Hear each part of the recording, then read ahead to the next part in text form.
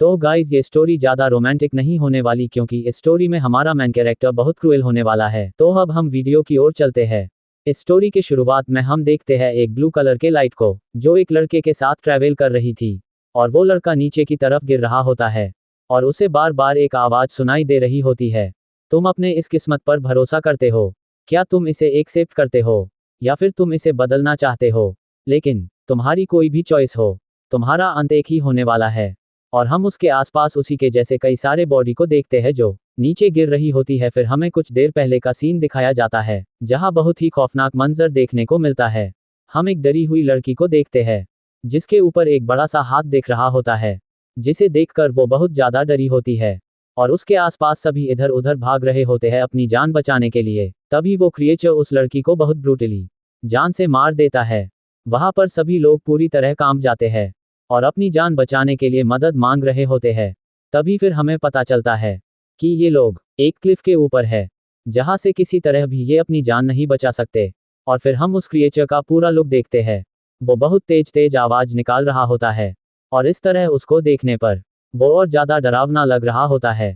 तभी वो क्रिएचर एक और लड़की को बहुत बुरी तरीके से मार देता है, जिसे थोड़ा आगे पत्थर के पीछे छिपकर एक लड़का देख रहा होता है और उसे भी काफी चोट लगी होती है।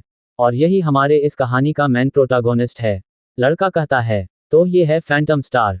सच में ये बिगिनर ट्रायल बहुत हार्ड है।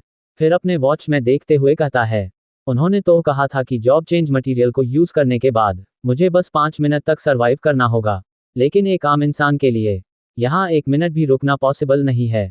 और फिर वो अपने बारे में बताता है, मेरा नाम जांग है और मैं इस प्लेनेट पर बिगिनर ट्रायल दे रहा हूँ। ये प्लेनेट फैंटम स्टार नाम से जाना जाता है। ये प्लेनेट लगभग 50 साल पहले ठीक हमारे अर्थ के ऊपर अपीयर हुआ था और आप इस प्लेनेट को देख सकते हैं जहां अर्थ इसके सामने एक बॉल की तरह दिख रही है। और यह बहुत अजीब था कि अर्थ के इतना पास होने के बाद भी अर्थ के ग्रेविटेशनल फोर्स पर कोई फर्क नहीं पड़ा और अर्थ अपने एक्सिस पर पहले जैसे ही चक्कर लगा रही थी। और ऐसा सीन देखकर सभी हैरान थे। लेकिन जब से फैंटम प्लेनेट अपीयर हुआ है तब से इस अर्थ पर सभी एनिमल्स और प्लांट्स मॉन्स्टर में बदल गए। धीरे धीरे कुछ ऐसे भी बीस्ट देखने को मिले जिनका सामना ह्यूमन टेक्नोलॉजी भी नहीं कर सकता था। उन्होंने इंसानों को इस हद तक नुकसान पहुंचाया कि इंसान बिल्कुल खत्म ही होने वाले थे। लेकिन इसी दौरान कुछ इंसानों को ऐसे टेलीपोर्टेशन गेट मिले जिससे वो ट्रैवल करके फैंटम वर्ल्ड में एंटर हुए, जो बिल्कुल किसी गेम से कम नहीं था। यह एक डिजिटल वर्ल्ड था जहां सभी को ऐसी एबिलिटी मिली जिससे सभी लोग अपने अपने प्रोफेशन को चूज करके एक से एक एबिलिटी और इक्विपमेंट रिसीव करते हैं। फिर उन्होंने ये डिस्कवर किया कि जब वे फैंटम वर्ल्ड में अपना लेवल अप करके बहुत ज़्यादा पावरफुल हो जाएंगे तो वे अपने अर्थ पे वापस आ सकते हैं और उनकी पावर उतनी ही रहेगी जितना फैंटम वर्ल्ड में उनकी पावर थी। अगर आसान भाषा में कहूँ तो अगर हम इंसानों को सरवाइव करना है तो हमें फैंटम वर्ल्ड में ज़्यादा से ज़्यादा अपने पावर को बढ़ाना होगा। फिर कहानी प्रेजेंट में आती है जहां हमें जांग को दिखाया जाता है। जांग बाहर साइड की तरफ देखते हुए कहता है, अरे नहीं, लगता है अब मैं अकेला ही अभी तक सरवाइव कर पाया हूँ, बाकी सब मारे गए, मुझे यहाँ से कहीं ना कहीं भागना होगा। तभी वो क्रिएचर उस पत्थर के ऊपर आ जाता है और उसके ऊपर अटैक करने वाला ही होता है। तभी जांग अपने मन में कहता है, नहीं, क्या मैंने अभी तक जितने भी रिस्क लिए हैं फैंटम वर्ल्ड में पहुंचने के लिए, ये सब बस ऐसे ही खत्म होने वाला है। फिर वो उस समय को याद करता है जब उसकी बहन कह रही होती है, भैया अगर आप फैंटम स्टार पे जाना चाहते हो तो जाए, हम यहाँ हार्डवर्क करेंगे और ज़्यादा से ज़्यादा पैसे बचाएंगे आपके लिए। जांग अपने मन में कहता है, मेरी बहन इस एज में भी बहुत हार्ड वर्क कर रही है सिर्फ मेरे लिए। और हम एक लड़के को भी देखते हैं जो उसे छेड़ रहा होता है और जांग अपने भाई के बारे में बताता है कि वो किडनी फेलियर का मरीज है, लेकिन फिर भी वो ये बात हम सबसे छिपाते हुए हमेशा काम पे जाता है। उसके पास कुछ ही दिन बचे हैं, अगर मैंने उसका इलाज नहीं कराया तो। फिर इतना कहकर ही प्रेजेंट में हमारा सीन आता है जहां जांग अपने आंखों को बंद करते हुए कहता है, लेकिन अब मैं अपने फैमिली में बचाए गए सभी पैसे को वेस्ट करके अपने मौत का इंतजार कर रहा हूं। तभी वो क्रिएचर अपने भाले को बहुत तेजी से जांग की ओर फेंकता है, जिसे देखकर जांग कहता है, नहीं, यहाँ अपने मौत का इंतजार करने से अच्छा मैं क्यों ना अपने साथ एक गैम्बल खेलूं जहां पर कुछ भी हो सकता है। और फिर वो भाले के लगने से पहले ही क्लिफ के नीचे जंप मार देता है जहां उसके कंधे पे भाला लगकर आगे चला जाता है। और ये वही सीन होता है जो हमें स्टार्टिंग में गिरते हुए बॉडी को दिखाया गया था। वो क्रिएचर बहुत तेज तेज हंस रहा होता है। तभी जांग के सामने एक सिस्टम ओपन होता है। सिस्टम कहता है, बधाई हो, आपको एक ऐसा प्रोफेशन मिला है जो मिलियन में कहीं किसी एक के पास होता है। और ये सब आपके एक गैम्बल की वजह से हुआ, जहां आप बिना अपने लाइफ की परवाह किए क्लिफ से नीचे जंप कर दिए। सिस्टम पे फिर से नोटिफिकेशन आता है, आपने प्रोफेशन चेंज को सक्सेसफुली कंप्लीट कर लिया है और आपने एक प्रीटेजियस हिडन प्रोफेशन को अर्न किया है। तभी हमें बहुत तेज गिरने की आवाज आती है और हम जान को देखते हैं, जो अभी भी ठीक होता है। वह थोड़ा हैरान होता है ये सब होने के बाद और कहता है, अभी यह क्या हुआ, क्या मैं अभी भी जिंदा हूं? और वो अपने आप को सही से देखता है। उसके पहले के इंजरी भी हील हो चुके थे। तभी उसके सामने बहुत तेज लाइट अपीयर होती है और हमें एक वाइट बालों वाली लड़की को दिखाया जाता है। वो कहती है, तुमने अपने प्रोफेशन को सक्सेसफुली दिए गए टाइम के अंदर चेंज कर लिया है और तुम्हारे सभी एट्रीब्यूट रिफ्रेश हो गए हैं और तुम पूरी तरह से रिकवर हो गए हो। जान कहता है, क्या तुम कोई एआई ब्रेन हो जो फैंटम स्टार पे एक्सिस्ट करती है? लेकिन उसे इसका कोई जवाब नहीं मिलता और वो लड़की जान को बधाई देते हुए कहती है, तुमने सक्सेसफुली अपने जॉब को चेंज कर लिया है। अब आपको एक गैम्बलर प्रोफेशनल टैलेंट भी मिलता है। सिस्टम कहता है, आपने डबल मेगा इफेक्ट को ट्रिगर किया है और कहीं 1% चांस होता है जहां ऐसा कुछ होता है। इस मेगा इफेक्ट के वजह से तुम्हारे सभी रिवॉर्ड्स और पेनाल्टीज 10 गुना हो जाएंगे। तुम्हारे इस डबल मेगा इफेक्ट के एक्टिवेट करने के साथ ही तुम्हें डबल टैलेंट मिल रहा है। ये टैलेंट गैम्बलर क्लास के अंडर आता है। जांग सिस्टम की बात सुनकर बहुत खुश हो जाता है और कहता है, क्या सभी प्रोफेशन चेंज करने पर केवल एक ही टैलेंट मिलता है? वहीं मेरे पास 2 है। सिस्टम कहती है, बिल्कुल ये है तुम्हारा करंट एट्रीब्यूट और टैलेंट। उसका टैलेंट सुपर क्रिटिकल है, जिससे उसका एक हिट 200 गुना हो जाएगा, लेकिन इसके चांस 0.1% है।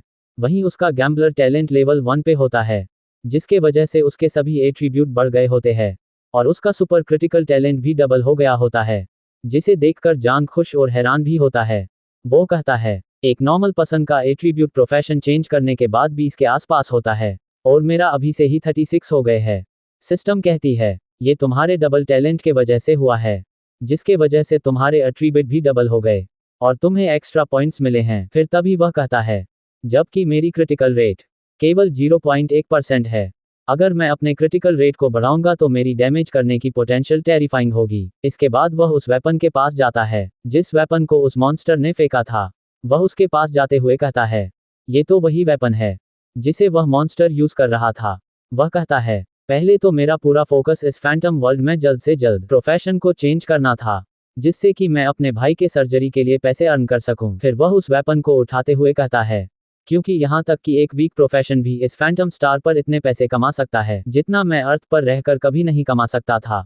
लेकिन मैंने कभी ये एक्सपेक्ट नहीं किया था कि एक हिडन पावरफुल प्रोफेशन को ओवरटेन करने के लिए मैं एक्सीडेंटली एक स्पेशल प्रोफेशन असेसमेंट को ट्रिगर कर दूंगा, जिसका नाम गैम्बलर है। और यह सब सोचते हुए वह उस वेपन को बाहर निकालता है और ये वेपन एक शार्प स्टिक की तरह दिख रही होती है और वह कहता है, जल्द ही मैं अपने भाई के सभी मेडिकल एक्सपेंसेस को पूरा कर सकूंगा और मुझे अपने परिवार को एक अच्छी लाइफ देने में भी कोई परेशानी नहीं होगी। तभी उसके सिस्टम पे नोटिफिकेशन आता है कि आपने अपना प्रोफेशन सक्सेसफुली चेंज कर लिया है, इसलिए आपको बिगिनर टास्क दिया जाता है। आपको 7 दिनों के अंदर सेफली होली सिटी में पहुंचना होगा, जिसे देखकर वह कहता है, ट्रायल के बाद ये मेरा पहला टास्क होने वाला है, अब मुझे क्या करना चाहिए? तभी स्टेटस विंडो पे उसका डेस्टिनेशन एक मैप में मार्क हो जाता है, जिसे देखकर वह कहता है, अगर मुझे बिगिनर ट्रायल के अल्टीमेट गोल को अचीव करना है तो मुझे केवल 7 दिनों के अंदर होली सिटी में पहुंचना होगा। और फिर यहाँ से उसकी जर्नी स्टार्ट होती है। नेक्स्ट सीन में हम उसे एक घने जंगल में देखते हैं, जहां आसपास के पेड़ भी म्यूटन हो गए होते हैं। और फिर हमें यह भी पता चलता है कि अगर कोई फैंटम स्टार पे मारा जाता है तो उसकी फिजिकल बॉडी जो अर्थ पर होती है उस पे कोई इफेक्ट नहीं पड़ेगा। लेकिन ये छोटा सा नुकसान केवल अमीर लोग ही एफर्ट कर सकते हैं। फैंटम स्टार पर दोबारा आने का एक्सेस केवल अमीर लोग के पास है, जिनके पास बहुत ही ज्यादा अमाउंट में पैसे हो। मेरे जैसा कोई इसके बारे में सोच भी नहीं सकता। और हम उसे देखते हैं, उसके सभी कपड़े फटे होते हैं क्योंकि वह रास्ते भर फाइट करते हुए आया है। और तभी उसे बहुत तेज चीखने की आवाज आती है और हम सामने थोड़ी लाइट को देखते हैं जो पेड़ों के बीच से आ रही होती है। और ये आवाज सुन के वह बहुत तेज उसी डायरेक्शन में भागता है और फिर एक पेड़ के पीछे छिप के कहता है, ये आवाज तो बहुत फैमिलियर है। और फिर तभी हम एक स्नैक को देखते हैं जो एक लड़के के ऊपर अटैक कर रहा होता है। तभी वह लड़का अपने फायर फीस्ट से उस स्नैक को मार देता है, लेकिन वहां पर कई सारे स्नैक थे जिसके वजह से उस लड़के को फाइट करने में मुश्किल हो रही होती है और उसका दोनों हाथ फायर में जल रहा होता है। तभी जांग कहता है, क्या सच में ये जुजी है? और ये स्नैक्स ये तो बहुत जहरीले होते हैं जो अपने एक बाइट से इंसान और मॉन्स्टर दोनों को मार सकते हैं। और वहाँ एक नहीं बल्कि 3 हैं। तभी वह काफी तेज दौड़ते हुए चिल्लाता है, जुजी तुम डरो मत, मैं आ रहा हूँ। वह उसे देखते हुए कहता है, जांग तुम यहाँ क्या कर रहे हो?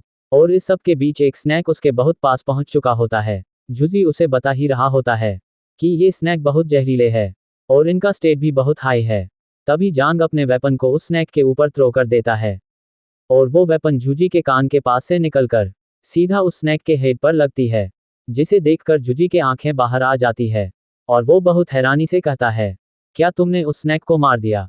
लेकिन जांग उसकी बात न सुनते हुए सीधा उन दोनों स्नैक की तरफ बढ़ता है, जिसे देखकर जुजी घबराते हुए चिल्लाता है, जांग नहीं, ये कोई मामूली स्नैक्स नहीं है। लेकिन जांग उन दोनों स्नैक्स के अटैक को हवा में ही डोज कर लेता है, जिसे देखकर जुजी बहुत हैरान होता है। और वहीं जांग अपने मन में कहता है, जब से मेरा प्रोफेशन चेंज हुआ है, मेरे सभी एट्रीब्यूट डबल हो गए हैं और अब ये स्नैक्स मेरे मैच के नहीं है। तभी जांग अपने ओरा को उस वेपन में इंसर्ट करते हुए कहता है, जुजी तुम इन्हें थोड़ी देर डिट्रैक्ट करो। और जुजी उनके ऊपर अटैक करते हुए कहता है, ठीक है। तभी जांग बहुत स्पीड में उन सभी स्नैक्स को मार देता है। जुजी कहता है, मैं तो इन्हें केवल डिस्ट्रैक्ट कर रहा था और इसने इतने कम समय सभी को मार दिया। और ये सब होने के बाद जांग का एक्सपीरियंस पॉइंट बढ़कर 3 हो जाता है। जांग अपने स्टेट्स को देखते हुए कहता है, मुझे बिलीव नहीं हो रहा कि मुझे लेवल 1 के मॉन्स्टर को मारने के लिए मेरा सिर्फ एक शॉट ही काफी है। फिर वो अपने स्टिक को देखते हुए कहता है, ऐसा लगता है ये वेपन बहुत अच्छा है, जो मेरे इस बिगिनर एरिया में बहुत काम आने वाला है। इस वेपन से मेरी स्ट्रेंथ भी बूस्ट हो जाती है। तभी जांग का दोस्त उसे गले लगाते हुए कहता है, मुझे विश्वास नहीं हो रहा, तुमने ये कैसे किया? तुम तो सच में बहुत कमाल के हो। और उसके इस तरह दबाने के वजह से जांग के हड्डियों में क्रैक की आवाज आती है। जांग कहता है, हे मैं तो बस लकी था, मैंने बस एक हिडन प्रोफेशन को अनलॉक किया है और तुम ये बात किसी को भी मत बताना। जुजी हैरानी से कहता है, क्या गैम्बलर? फिर वह अपने बॉडी को दिखाते हुए कहता है, मुझे नहीं पता ये क्या है, लेकिन मेरी क्लास भी इतनी बुरी नहीं। और जांग उसके स्टेट को देखकर कहता है, क्या एक मार्शल आर्टिस्ट? अब मुझे कोई हैरानी नहीं हो रही कि तुम इतने देर तक कैसे टिके थे उन स्नैक्स के बीच। ये होली किंगडम के टॉप 5 प्रोफेशन के अंदर आता है। फिर जांग अपने मन में कहता है, किसी को नहीं पता कि इस फैंटम स्टार पे कितने प्रोफेशन एक्सिस्ट करते हैं, लेकिन पहला काम जो एक्सप्लोरर करते हैं फैंटम स्टार पे, वो है अपने प्रोफेशन को चेंज करना। और आपको किस तरह प्रोफेशन मिलने वाला है, ये आपके मार्शल पर डिपेंड करता है। जिस तरह मार्शल आर्ट आपके पास होगा, उसी से रिलेटेड प्रोफेशन आपको मिलेगा। जो भी अमीर लोग हैं, वो मिलियन रुपए खर्च कर देते हैं एक पावरफुल प्रोफेशन पाने के लिए, और इस तरह वे पहले ही एक स्ट्रॉन्ग प्रोफेशन पा जाते हैं फैंटम स्टार पर। लेकिन वहीं जो गरीब हैं, वो केवल एक चीपेस्ट प्रोफेशन को ही पा सकते हैं। तभी वह कहता है, एक मार्शल आर्टिस्ट के प्रोफेशंस की कॉस्ट लगभग 50 मिलियन है। जुजी क्या तुमने किसी बैंक को तो नहीं लूटा? जुजी हंसते हुए कहता है, ये बहुत लंबी कहानी है, मैं फिर कभी तुम्हें बताऊंगा। जांग कहता, अच्छा ठीक है, फिर हमें इन सभी स्नैक्स को कलेक्ट कर लेना चाहिए, मैंने सुना है इसके बदले हमें पैसे मिलते हैं।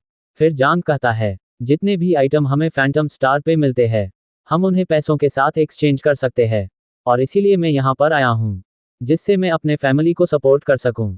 और फैंटम स्टार पर जितने भी आइटम ड्रॉप्ड होते हैं, वो कार्ड में बदल जाते हैं, जिन्हें हम आसानी से स्टोर कर सकते हैं। तभी वो उन स्नैक्स को कार्ड में चेंज कर लेता है। तभी सिस्टम पे नोटिफिकेशन आता है, स्नैक कारकास डिटेक्ट हुआ है, और फिर वो उसे कलेक्ट कर लेता है। और जंग कहता है, अगर मैं अभी जो बैटल हुआ उसे जज करूँ तो ऐसा लगता है कि मेरा गैम्बलर क्लास मार्शल क्लास से ज़्यादा पावरफुल है। तभी जुजी का ध्यान झाड़ियों से आती आवाज़ों पर जाती है, और फिर उसे किसी के पैर दिखते हैं, जिसे देखकर वो दोनों डर जाते हैं। और फिर हम एक लड़की को देखते हैं, वो कहती है, हेलो मेरा नाम सुनुआन है, ये बहुत मुश्किल है कि मैं अकेले इस ट्रायल को पास कर पाऊँ, तो क्या हम साथ में टीम अप कर सकते हैं? और उसे देखने पर ऐसा लग रहा होता है कि वो बहुत थक गई है अकेले इस जंगल में ट्रैवल करते हुए। तो गाइज इसके नेक्स्ट चैप्टर के लिए कमेंट जरूर करें, क्योंकि मैं अभी 2 सीरीज को एक्सप्लेन कर रहा हूं, तो अगर इसे कमेंट आते हैं तो मैं इसे कंटिन्यू रखने वाला हूं।